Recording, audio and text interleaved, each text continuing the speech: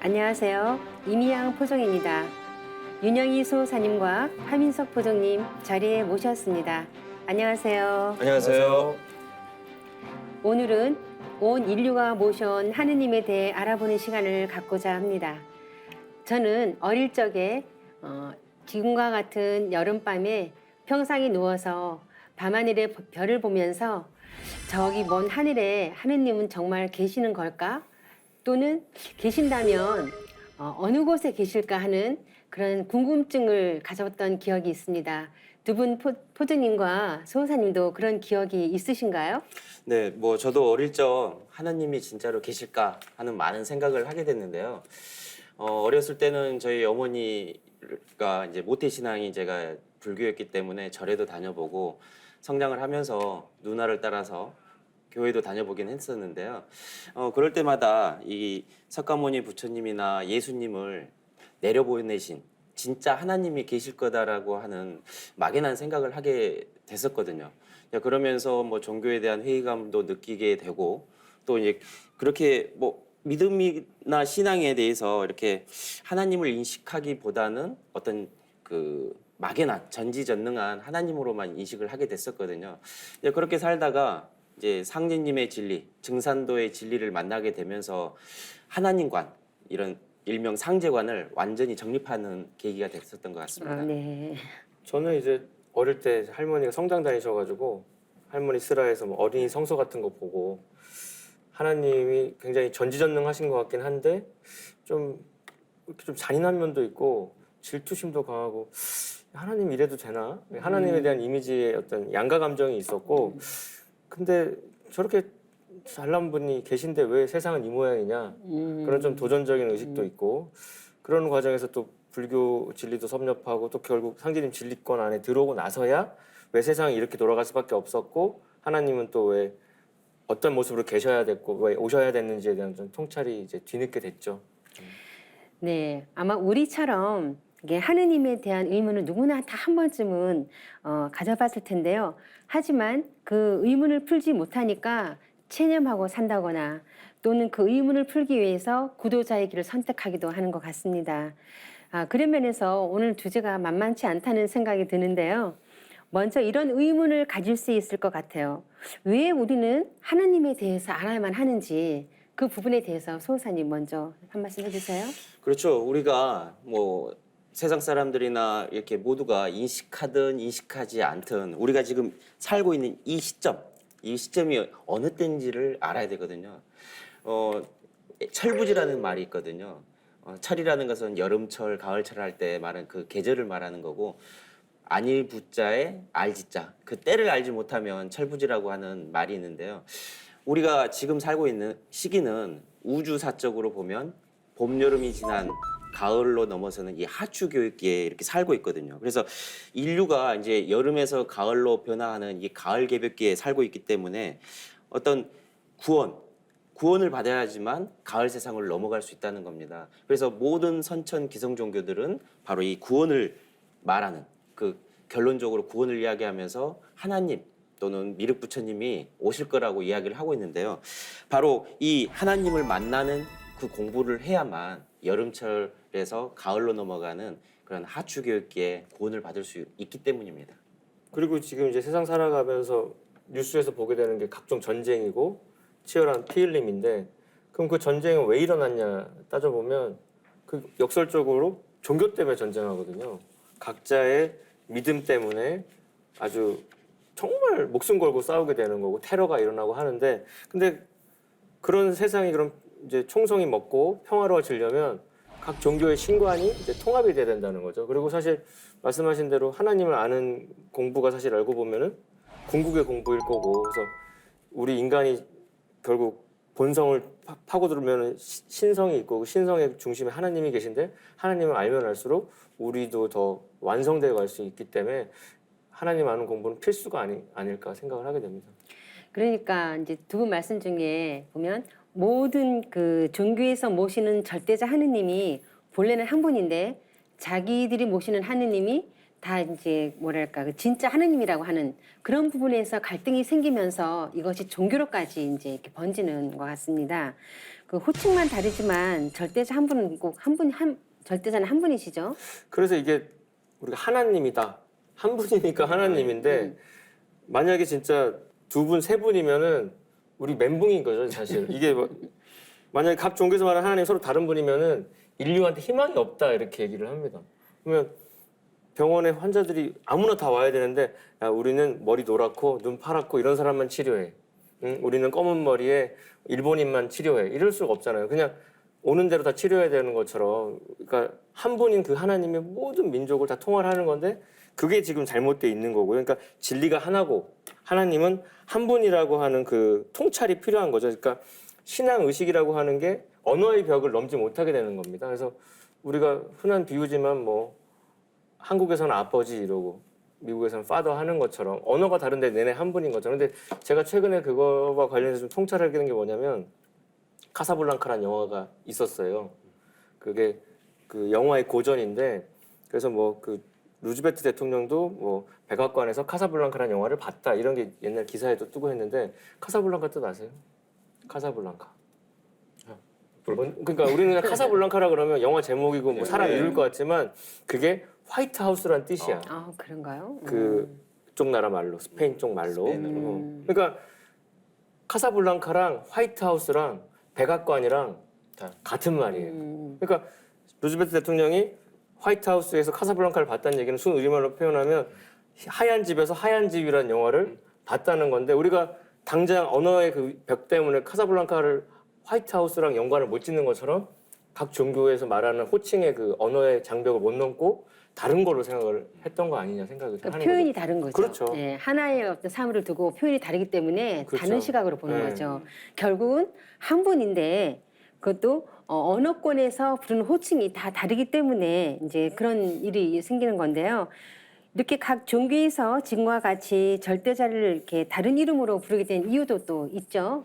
이제 그것은 이제 분열하는 시대에 우리가 살고 있기 때문이거든요. 이제 조금 전에 제가 이야기했던 것처럼 우주의 봄에서 여름의 시간대에 살고 있다라는 것은 나무로 보면 큰 이 줄기에 나와가지고 가지로 이렇게 뻗어나가잖아요. 이제 그것이 바로 분열 시대인데요.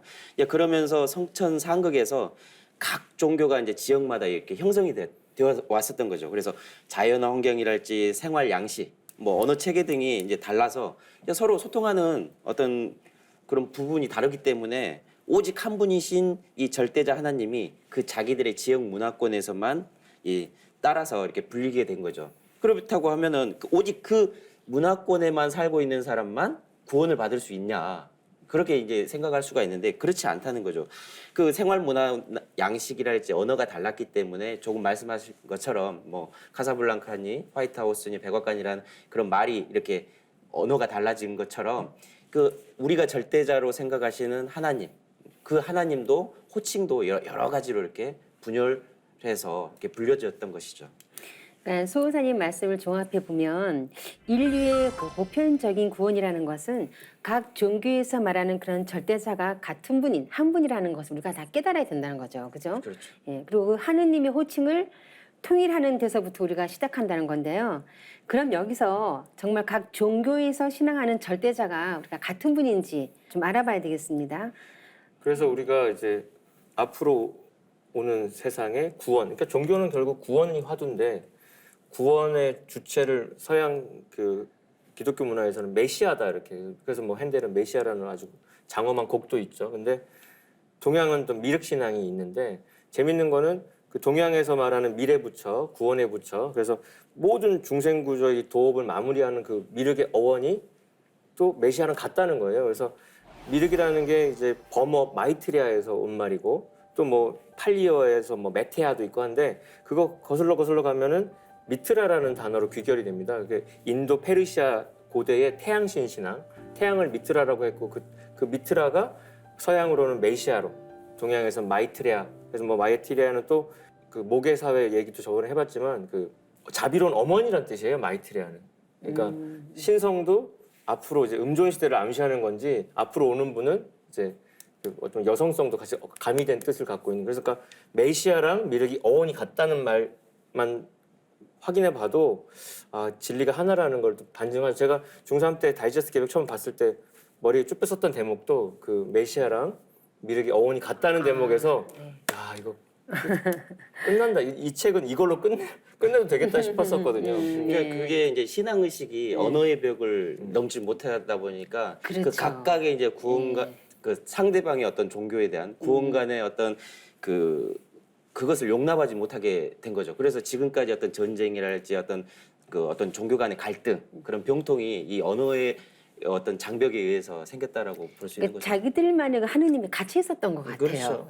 호칭이 다 다르고 한 문화권이었다면 이런 패단도 없었을 텐데 말이죠. 그래서 지금 우리가 누리고 있는 각 문명권이라는 게 유교 문화, 동양의 그다음에 불교 문화, 그다음에 서양 기독교까지 전도돼서 지금 우리 한국에서는 그 세 가지 문화를 곳곳에서 보는데 그러면 이제 서양의 메시아랑 동양의 미륵이 같다고 했을 때 그럼 불교 거 아니냐? 그럼 동양의 또 다른 문명의 축인 유가랑은 그럼 뭐가 접점이 어딘가를 봐야 될 건데요. 재밌는 거는 그 앉아 계시죠? 우리 석가모니 부처님은. 좌불이라고. 그렇죠. 좌불이라고 하는데 그 진표율사께서 이렇게 문을 여셔가지고 이렇게 보편화된 미륵 신앙은 서 있는 부처, 그러니까 개벽기에 직접 활동하시는 어떤 상징적인 모습인데 그분을 형상해 놓은 그 불상들을 보면 전부 다 그 전형적인 석가모니의 그 뭐 상투튼 모습이 아니고 네모 사모관대 면류관을 쓰고 있는 거죠. 우리가 쉽게 비유하면 이제 졸업생들이 쓰는 그런 건데 그거는 동양의 그 상제님, 그 동양의 유가에서 천재 지냈던 상제님의 면류관하고 똑같거든요. 그게 뭐 금산 미륵불이나 뭐 코엑스 앞에 있는 봉은산 미륵불이나 뭐 법주사가도 그렇고 전부 다 그럼 저 면류관이 뭘까? 동양에서 말했던 상제님하고 미륵불하고도 같은 분이구나를 암시하는 그 조형물인데 그걸 또 신앙하면서 그걸 해석을 못하고 그냥 그러려니 간과했던 면이 없잖아 있습니다. 뭐 대부분 우리나라의 불교를 믿는 분들 보면 석가 부처님을 신앙하지만 그 하느님을 신앙하지 않는 걸로 이제 이렇게 알고 있는데요. 미륵 부처님이 바로 불교에서 말하는 하느님이신 거예요. 그렇잖아요. 그렇죠. 네. 네. 그러니까 아까 말씀하신 대로 절에 가면 좌불하고 안에 앉아 계신 분은 석가 부처님이고 밖에 나오면 서 계신 분이 바로 입불, 그죠? 그분이 미륵님이시잖아요. 예, 이런 것처럼 우리나라에는 그 미륵불을 모신 곳이 굉장히 많이 있죠. 지금도. 이런 미륵불 신앙이 금산사의 미륵불을 조성하신 진표 대성사로부터 시작되었는데요. 그래서 상계님께서는 뭐라고 하셨냐면 진표는 나와 큰 인연이 있느니라 하고 말씀하셨습니다.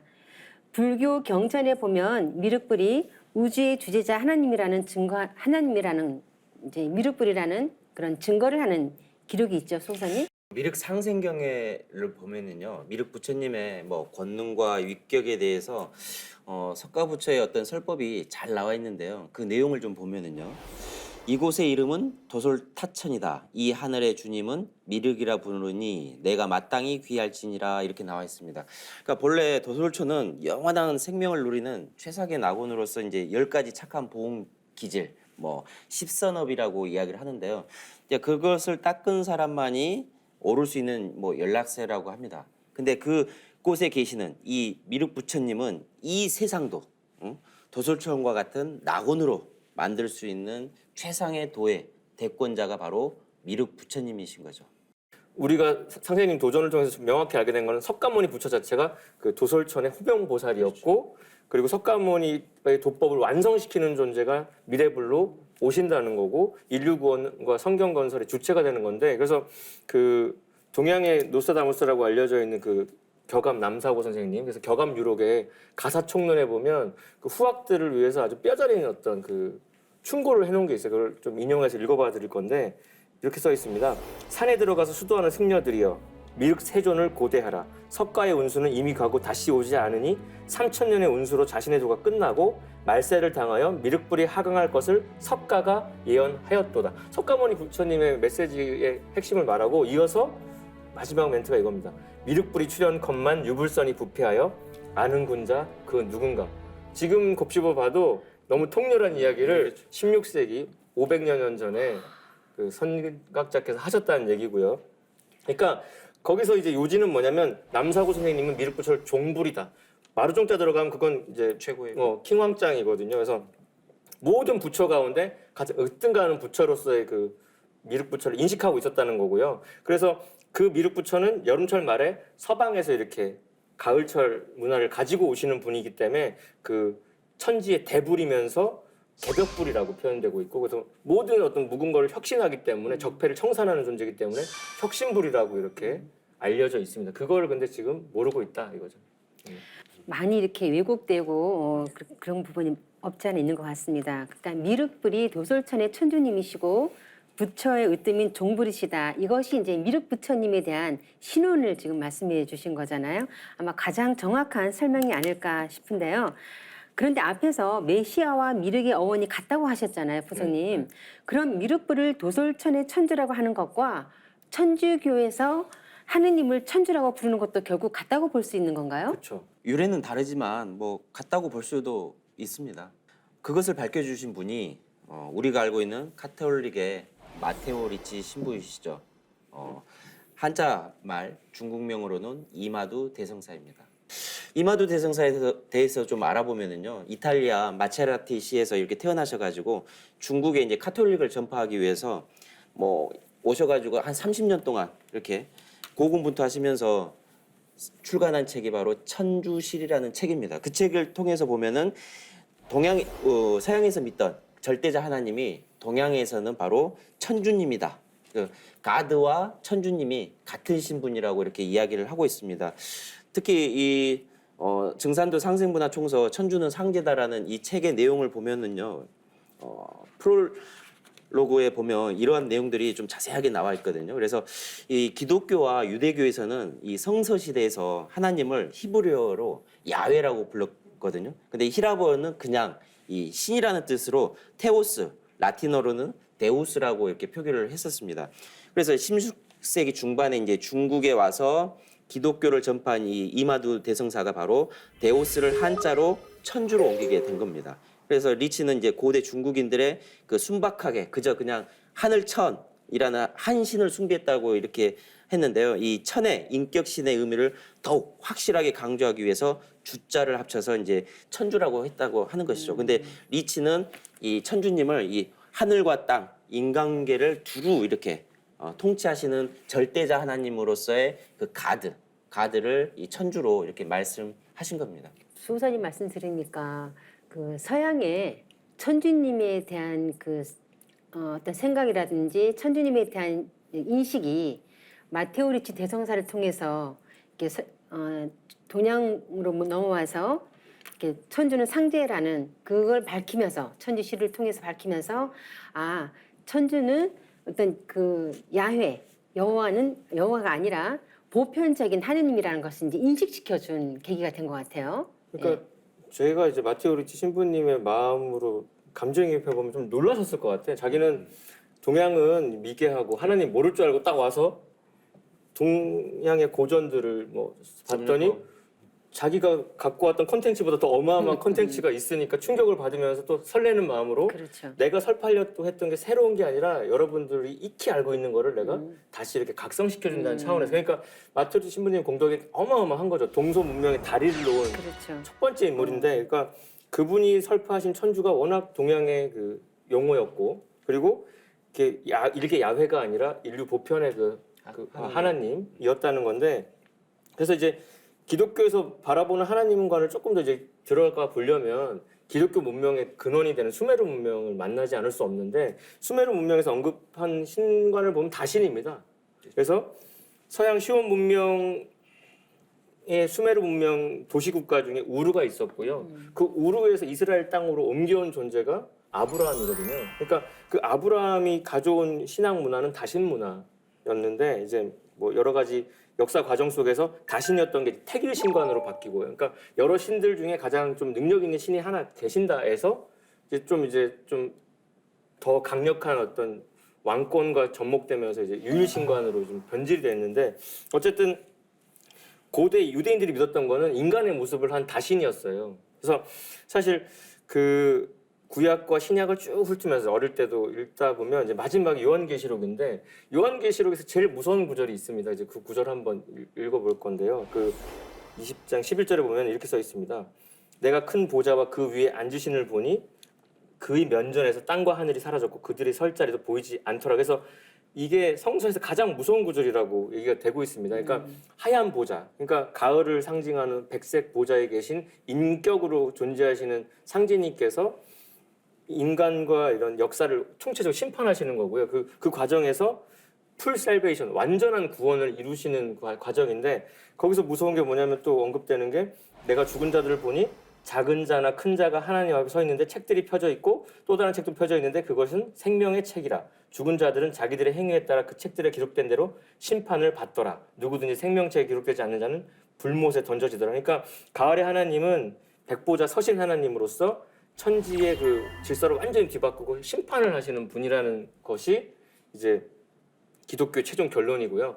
그 어떤 인식의 그 근저에 이제 동양의 신관과 그 서양의 신관의 어떤 만남이 있었던 거 그 역할을 이제 마테루 신부님이 하셨다 볼 수 있죠.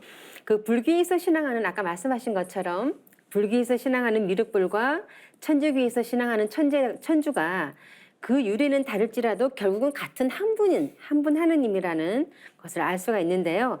근데 마테오 리치 신부님이 저술한 그 천주 시리에는 하느님에 대한 또 다른 단서를 발견할 수가 있는데요. 바로 천주님이 동양에서 모시던 상제님이라는 겁니다. 아까 말씀하신 것처럼요.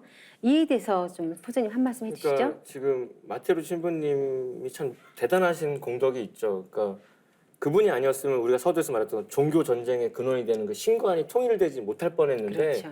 예수의 신부로서 카톨릭을 전파하러 왔다가 동양 고전을 라틴어로 번역하면서 봤더니 이 동양인들이 아주 소박하고 아름다운 심성으로 우주의 절대자 상제님을 향해서 찬양했던 당신들의 시편보다도 더 아름다운 그 시경들을 보면서 감탄을 하게 됩니다. 그래서 그러니까 보편 신관을 깨달은 선구적인 인물이죠. 그러니까 서양의 신, 아까 말씀하신 데우스랑 동양의 상제가 같다는 건데, 그래서 그 천주시리의 어떤 장점이라는 게 뭐냐면은 교리 해설만 있는 게 아니라 유불선의 고절을 싹 인용을 해요. 그러니까 동양의 학자들이 봐도 자신들이 익히 학교에서 배웠던 어떤 신관들을 쭉 섭렵하면서 그게 이제 카톨릭의 내가 말하는 거는 같다는 쪽으로 가니까 이제 뭐 의식이 탁 확장되는 게 있을 텐데, 그래서 이렇게 써놨습니다. 그래서 오국 천주는 즉 화원 상제니라 이렇게 표현을 한 대목이 있어요. 내 나라에서 천주님이라 불리는 분은 중국에서 상제라 불리는 분이시다 이렇게 등호 진리의 수학을 딱 완성을 하고 이어서 역관 고서하야 이지 상제여 천주 특이 이명야라 해서 수많은 중국 고전을 검토해본 결과 상제님과 하나님 아버지신 천주님은 이름만 다른 거였다. 그러니까 이 두 문장은 어마어마한 그 깨달음이 깃들어 있는 겁니다. 그래서 이분은 그러니까 동서문화의 본질이 하나고, 그래서 동양의 제사문화와 유교문화의 장점을 적극 받아들여 가지고 뭘 했다? 상제 문화를 가톨릭 하나님 신앙과 접목하려고 노력을 한 거죠. 그러니까 지금까지 그 말씀을 정리해 보면 각 종교에서 모시는 그 절대자는 호칭만 다르지 같은 한 분이라는 거잖아요, 그죠? 네, 도솔천의 천주이신 미륵불이 카톨릭에서 신앙하는 천주님이자 동양에서 신앙해온 우리 상제님으로 이렇게 인류 구원의 메시아라는 말씀을 해주신 것입니다. 하느님에 대해서 아주 명쾌하게 정리가 된 것 같은데요. 종교 통일의 관건은 어디 있다고 보시나요? 그러니까 결국 그 공자님도 자신이 이제 뭔가 대권을 잡으면 나라를 다스릴 수 있는 권한이 주어지면 정명부터 바로 하겠다고 했잖아요. 그러니까 호칭을 바로 잡는 게 이 통일의 관건이다. 그래서 그 이에 대해서 그 원 통일의 그 중심에 계신 하나님께서 인간을 오셔가지고 명쾌하게 밝혀주신 말씀이 있어요. 그 성구 한번 읽어보겠습니다. 자, 예수를 믿는 사람은 예수의 재림을 기다리고, 불교도는 미륵의 출세를 기다리고, 동학신도는 최순의 갱생을 기다리나니 누구든지 한 사람만 오면 각기 저희 스승이라 하여 따르리라. 예수가 재림한다 하나 곧 나를 두고 한 말이니라. 공자석과 예수는 내가 쓰기 위해 내려보냈느니라. 사실 이 성구 굉장히 충격적이거든요. 기존 신앙을 했던 사람들은 그 무근관념을 떨구는 말씀인데, 결국 하나님께서 인간을 오셔가지고 각 종교에서 받드는 예수, 공자, 석가 모든 성자들의 어떤 공덕도 인정하시면서 그들이 가르쳤던 존재가 바로 나다. 예수가 재림하는 게 아니라 내가 오는 걸 말한 거다라고까지 말씀을 하신 바 있습니다. 그러니까 선천 종교의 어떤 고정관념, 그 진리의 바탕과 천지 대세의 태도를 모르니까 이거를 다 깨부수는 거죠. 또 제가 청주에는 유명한 게 직지심경인데요. 그게 최초의 금속 활자본이라고 해서 알려져 있는. 근데 거기서 말하는 직지가 뭡니까? 그 손가락으로 가리킨다는 뜻이거든요. 그게 이제 불교의 유명한 비유인데 달보는 손가락, 달보라고 가리키는 손가락이란 뜻이거든요. 달보아야 되는데 손가락 보고 있는 거예요. 그러니까 예수 손가락, 석가 손가락 보고 있는데 하느님의 아까 그 성구 말씀은 달을 봐라, 나를 봐라 이 말씀이시거든요. 그러니까 하나님에 대한 호칭을 통일했을 때 이것이 풀어질 것 같다는 생각이 들어요. 어떤 호칭으로 불러야 될까요, 선생님? 증산도 도전을 보면 당신님의 호칭을 옥황상제라고 이렇게 상제님을 모시던 유구한 문화가 있었죠. 초대 당군의 그 세 아드님이 이렇게 삼랑성을 짓고 초기 이집트 피라미드는 판단이 뾰족하지 않고 재단을 쓸 수 있게 재단으로. 펑펑했었다는 거잖아요. 천재를 올렸던 그러니까. 역사적인 유적 천재 문화의 시온에 대해서도 좀 말씀해 주시겠어요? 홍산 문화라고 하는 것인데요. 수메르 문명이 확산된 게 서양 문화인 건데 천재를 지냈던 곳이 지구라트예요.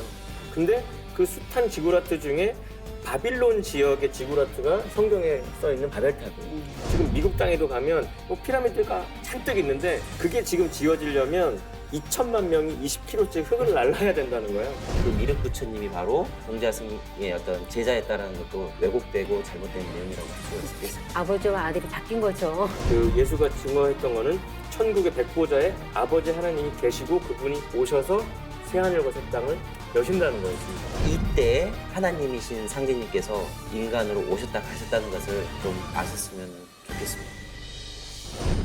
인류의 그 모든 갈등은 이런 종교에서부터 나오지 않았나 싶습니다. 이런 갈등을 풀기 위해서는 그 하느님에 대한 호칭을 통일했을 때 이것이 풀어질 것 같다는 생각이 들어요.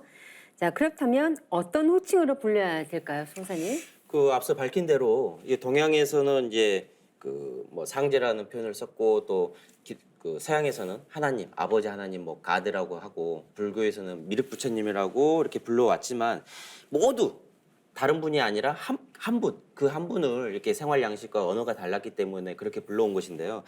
증산도 도전을 보면 당신님의 그 신원, 호칭을 옥황상제라고 이렇게 밝히셨습니다. 그래서 상제님이라는 그 말은 천상에서 온 우주를 다스리는 하나님으로서 상제님이신데 그 상자라는 것은 천상의 어떤 지존무상의 뜻을 하고 제자라는 것은 우리가 알고 있기는 뭐 황제할 때 그 제로 알고 있지만 그 제의 뜻은 원래 하나님 제자거든요. 그래서 이 하나님 제자를 합쳐서 상제님이십니다. 상제님이라고 불러야 올바른 호칭이 그렇죠. 되겠네요. 네. 근데 이제 우리가 기존 신앙에서는 이제 하느님이다, 하나님이다가 좀 정서적으로 좀 더 와닿는 것처럼 알고 그렇죠. 있지만 말씀하신 바대로 상제라는 용어가 공식 호칭이니까 그거는 마치 대통령을 대통령이라 불러야지 뭐 나라님이라고 하는 거는 뭐 구수할 수는 있어도 공식적인 자리에 쓸 수는 없는 거고. 우리 증산도 도전 1편에 보면 상제님이 어떤 분이신가 하는 것을 알 수 있는 상구가 있는데요.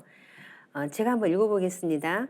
천상의 호천 궁궐에서 온 우주를 다스리시는 하느님을 동방의 땅에 살아온 조선의 백성들은 아득한 예로부터 삼신상제님, 삼신하느님, 상제님이라 불러왔나니 상제는 온 우주의 주제자요 통치자 하느님이시니라. 상제님이 우주를 통치하시는 주제자 하느님이라는 말씀이잖아요. 그렇죠. 이제 그 상제님은 바로 이 천상의 가장 높은 곳에서 계시는데 이제 그곳을 도솔천이라고 하고 그곳의 수도를 옥경이라고 하는 거죠. 그래서 이 도솔천 옥경에서 우주 통치를 행하시는 그 하나님을 이제 상제님이라고 이야기를 한다는 거죠. 그래서 그 1편 1장 5절에도 상제는 온 우주의 주주자요 통치자 하나님이다라고 나와 있습니다. 그래서 상제님은 천지의 어떤 살림살이 그런 것들을 도맡아서 천지의 뜻을 어떤 주장하시는 분으로 계시고 그 분이 바로 상제님이라는 것입니다.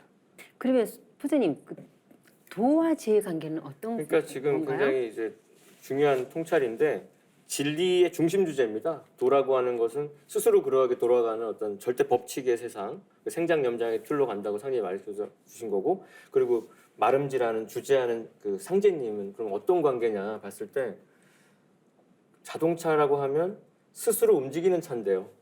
스스로 움직이는 뭐 차가 만들어지기도 하지만 그 뜻은 뭡니까? 그 스스로 그러한 차를 운전대를 잡고 있는 운전자를 전제한 표현이잖아요. 그러니까 이 스스로 그러하게 돌아가는 이 도의 세계는 그걸 반드시 그 컨트롤하는 인격적인 제가 반드시 필요하거든요. 그러니까 뭐 병원에서 심장이 멎었다, 뭐 숨을 못 쉰다는 사람들 인공 호흡기 달아도 기계가 이렇게 뭐 이렇게 맥박을 뛰게 하고 하지만 인간이 이렇게 세팅을 해야 되거든요. 이렇게 호흡수를 1분에 뭐 12회를 한다. 그러니까 그런 가장 밑바탕에 그 손길을 가하는 존재가 상제님으로 존재한다는 거고 그거를 이제 동학의 최순 대신사는 지기의 세상이 있고 그거를 이제 천주님하고 비견해서 그래서 시천주 조화정 영세불망만사지 지기금지 원희대강 이런 주문 안에 그 두 가지 양면을 도와 제의 뜻을 박아놓은 바 있고요.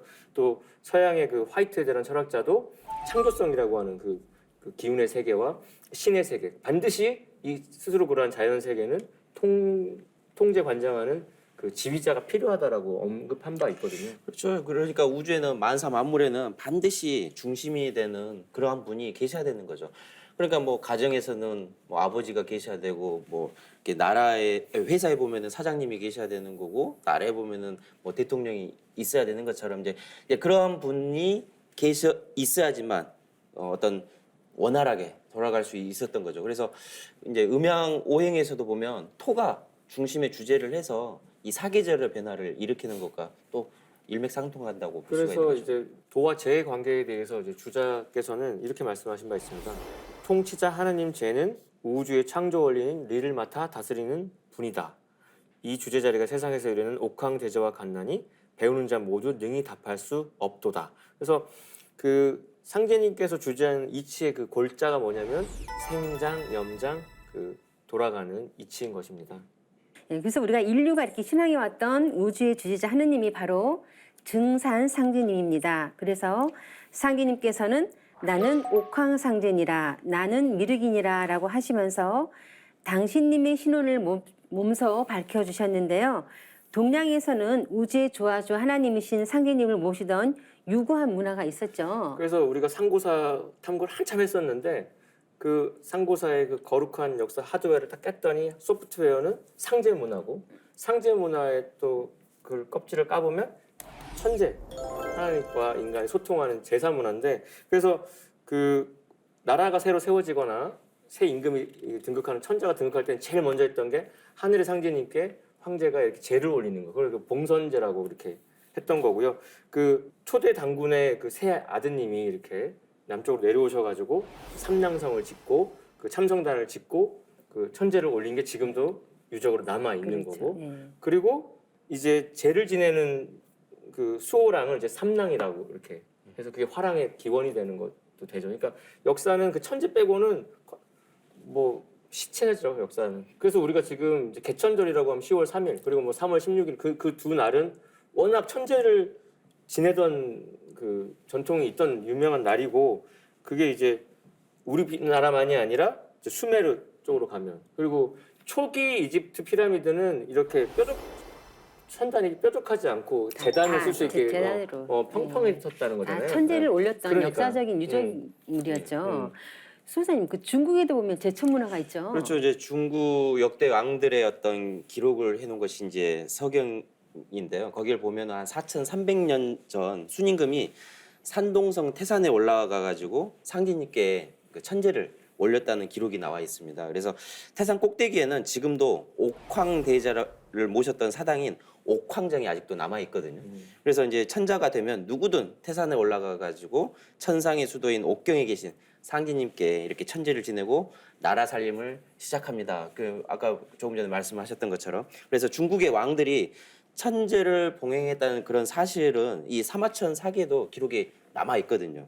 그래서 유가인 경전이자 중국 최초의 시집인 시경에 이제 상제님을 또 찬양하는 노래들이 구구절절 나와 있습니다. 그래서 이런 기록들을 봤을 때도 중국의 왕들도 천제를 봉행하면서 우주의 절대자이신 하나님, 그 한자로 상제님을 이렇게 모셨다라는 것을 이렇게 알 수가 있는 것이죠. 우리가 역사를 거슬러 올라가 보면 이런 천재 문화를 보물로 해서 각 지역마다 다 문화권이 다르긴 했지만 그 나라를 통치했던 사람들이 그 제천단을 쌓고 상대님을 모셔왔던 문화였다는 걸 다 알 수가 있는 것 같아요. 그죠? 예.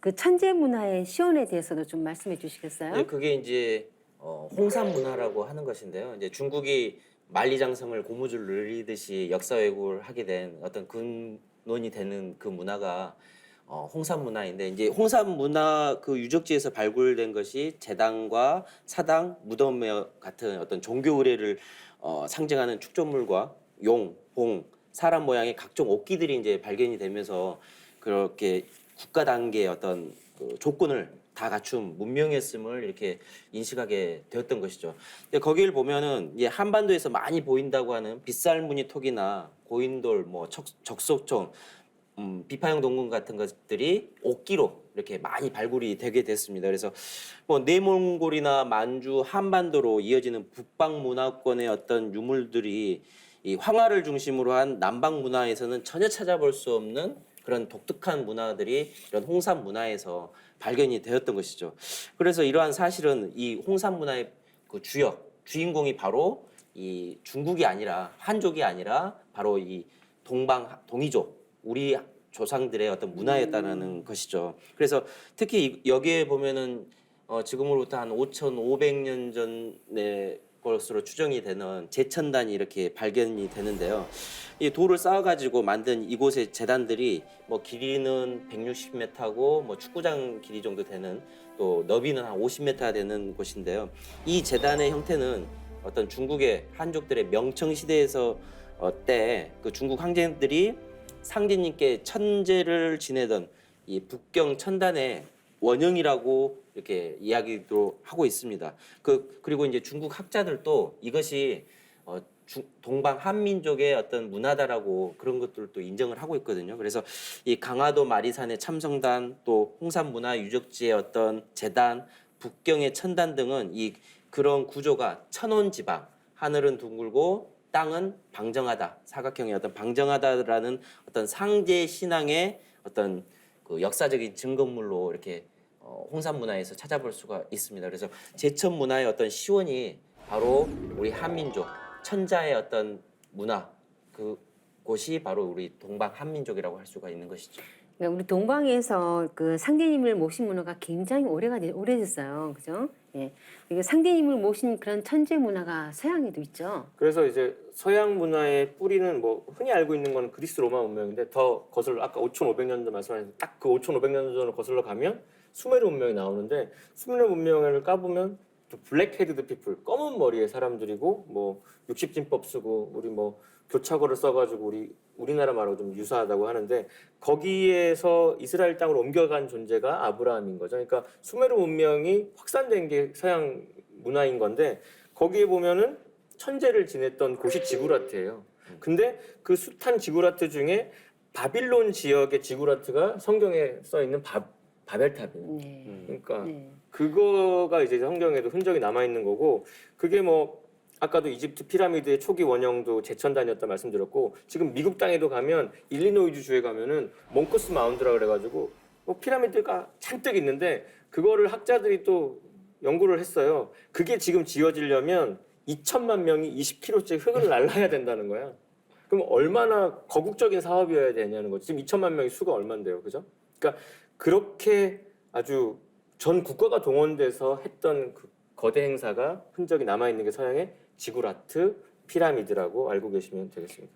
전 세계에 이렇게 하나님을 모셔온 문화에 대해서 지금까지 알아보았는데요. 하나님을 모신 상제 문화는 인류 역사의 여명기부터 시작돼서 가장 오래된 문화라는 것을 알 수 있었습니다.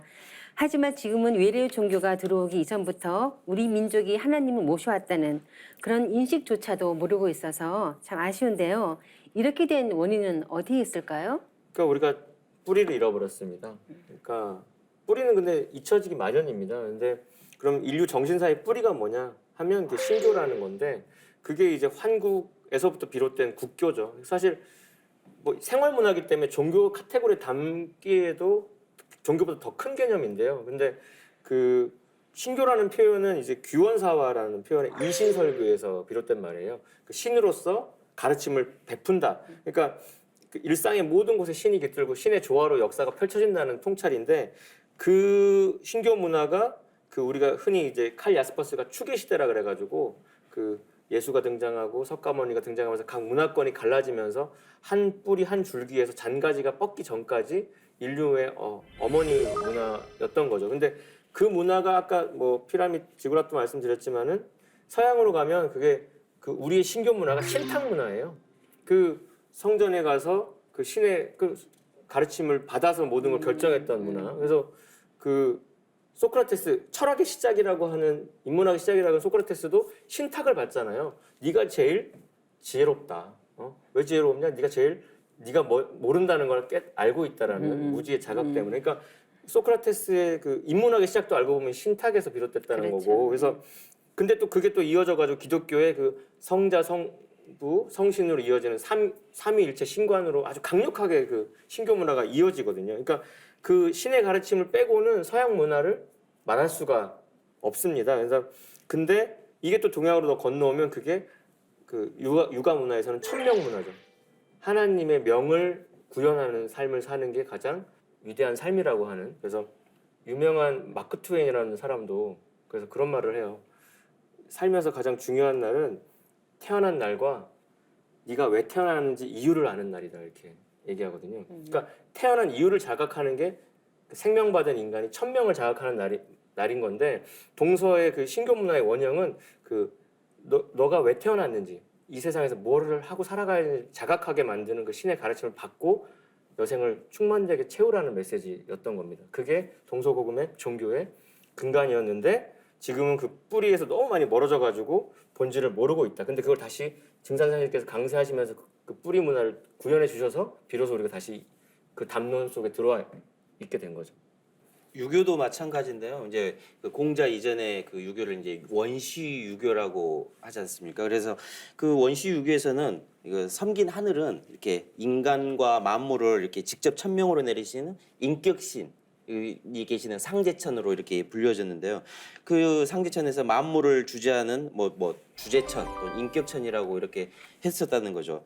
뭐 당시까지만 해도 상계님은 온 우주를 다스리시는 어떤 천명으로를 내리고 하는 인간과 신들 사이의 어떤 상보를 주관하시고 또 감정과 의지를 드러내시는 인격신으로서의 하나님이셨었는데 이것이 이제 신교 영향으로 그때까지 널리 퍼졌던 보편 어떤 사상 또는 보편 신앙이었던 것이거든요. 근데 이제 그것이 이제 공자 이후에 논어에서 이제 하늘을 인격적 상제천보다는 뭐 자연천이다, 뭐 도덕천이다, 운명천의 어떤 개념으로 이렇게 많이 언급하다 보니까 뭐 사후세계랄지 또는 귀신을 어떤 문제들에 대해서 언급을 꺼리게 된 것이거든요. 그래서 그 제2의 공자라고 불리우는 또 주자도 마찬가지예요.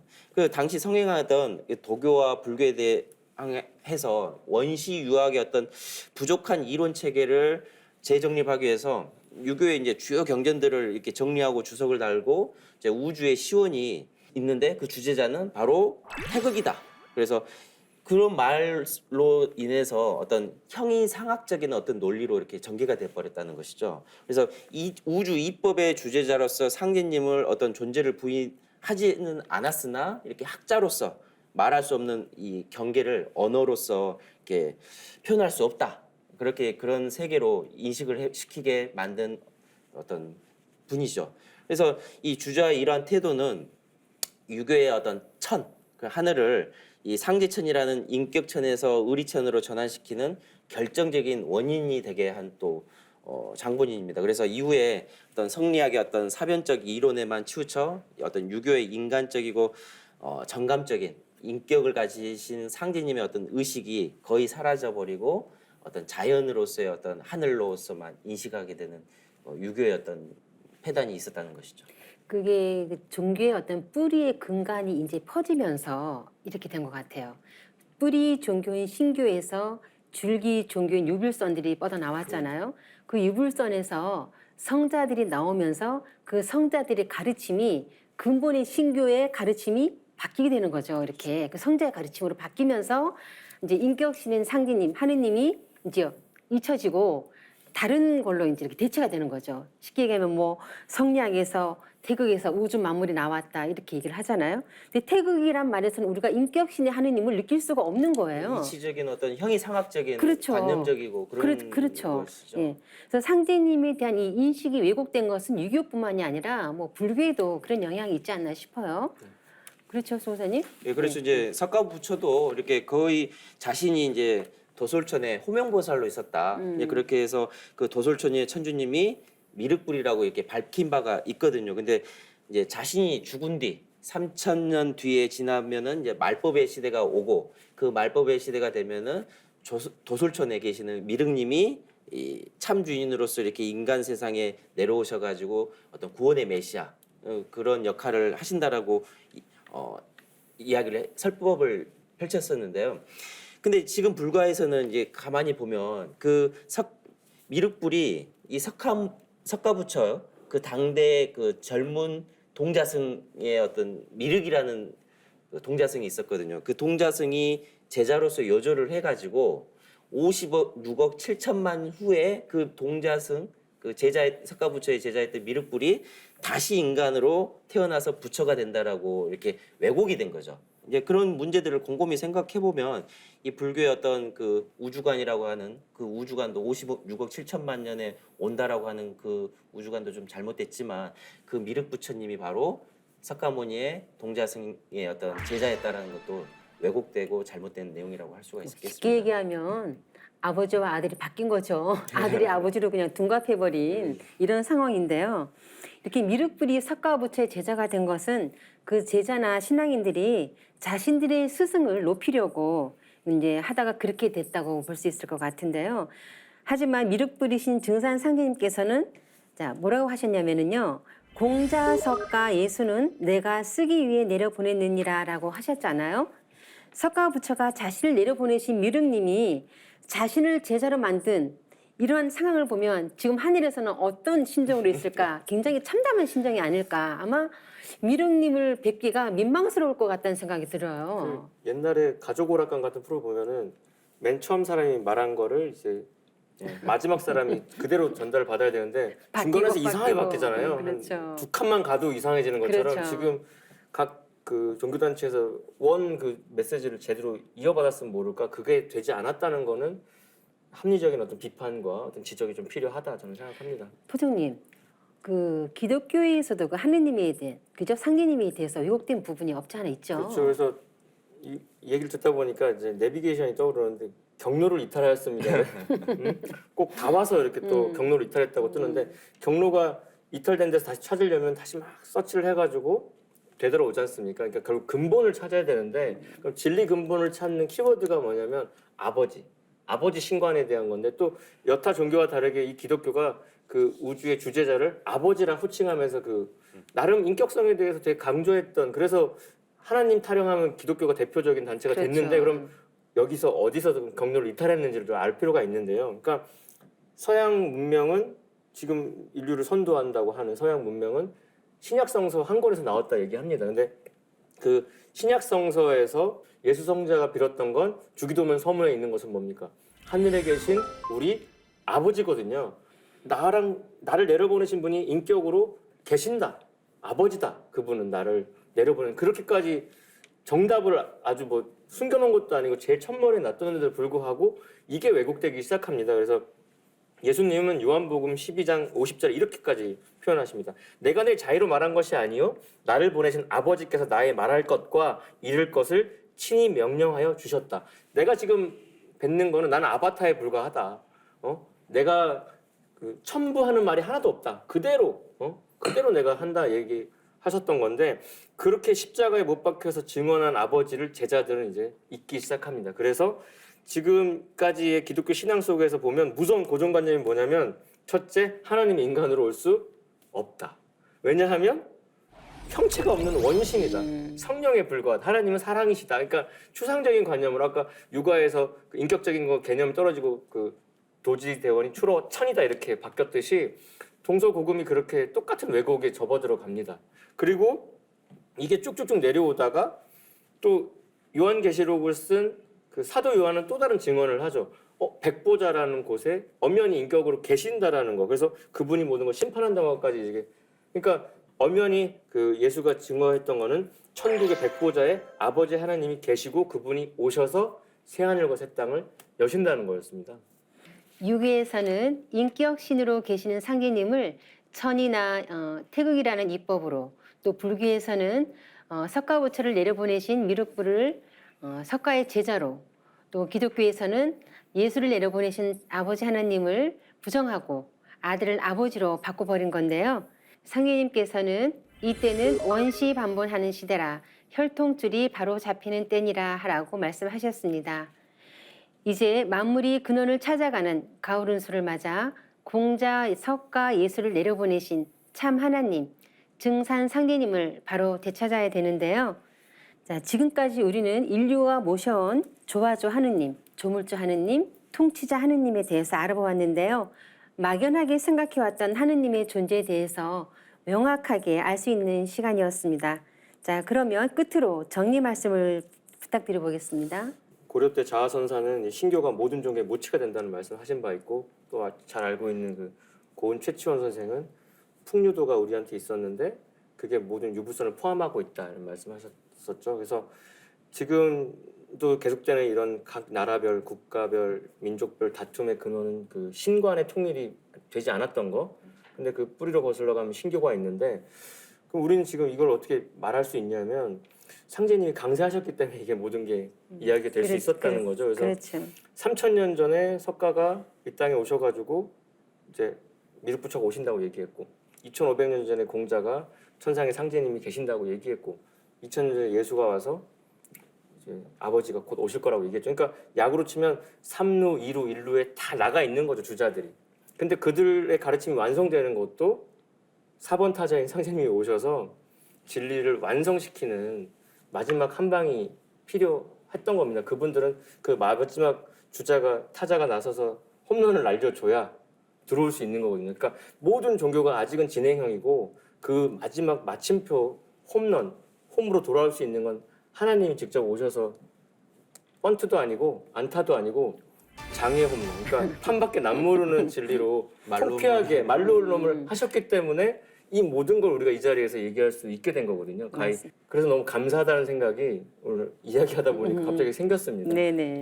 뭐 정리를 다 하셔가지고 뭐 저는 딱히 알고 하시는 건데 선천 이른바 성자들에게 그 시대를 계명하라는 사명을 내려주신 분이 바로 상제님이시고 그 상제님께서 그 선천 성자들이 그 제대로 사명을 다 이루지 못했기 때문에 인간으로 친히 오셔서 당신님의 어떤 뜻에 따라서 다가오는 이 가을철을 개벽을 해가지고 지상 천국을 이 땅에 죽어서 가는 것이 아니라 이 땅에 만들고자 하는 그런 의지가 이렇게 직접 오신 것인데요. 좀 안타까운 것은 그 모든 선천 성자들이 그 성자들의 가르침을 받은 사람들이 이렇게 구원을 받으려고 그렇게 기도하고 했지만 정작 150여 년 전에 인간으로 오셨다 가신 상제님을 인식을 하지 못한다는 것이 너무 안타까울 따름입니다. 그래서 단순하게 어떤 그 종교라는 것이 믿음으로만 신앙으로서 끝나는 것이 아니라 지금 우리가 어느 때에 살고 있고 바로 그 이때에 하나님이신 상제님께서 인간으로 오셨다 가셨다는 것을 좀 아셨으면 좋겠습니다. 네, 우리가 역사를 알아야 하는 부분도 이런 부분이 아닌가 싶습니다. 우리의 근원을 알고 뿌리를 찾아가야 하는 부분이라고 생각해요. 동방 문화의 주역이자 인류 태고 문화의 창시자인 한민족이 시온 역사의 주인이신 상계의 문화를 다 잃어버린 채 지금 살고 있습니다. 하루빨리 잃어버린 상계 문화를 회복하고 우리 역사를 되찾아야겠습니다. 다음 시간에는 우주의 가을철을 맞아 동방 땅에 강세하신 조화조 하느님, 증산 상제님에 대해 알아보겠습니다. 지금까지 시청해주신 시청자 여러분, 감사합니다.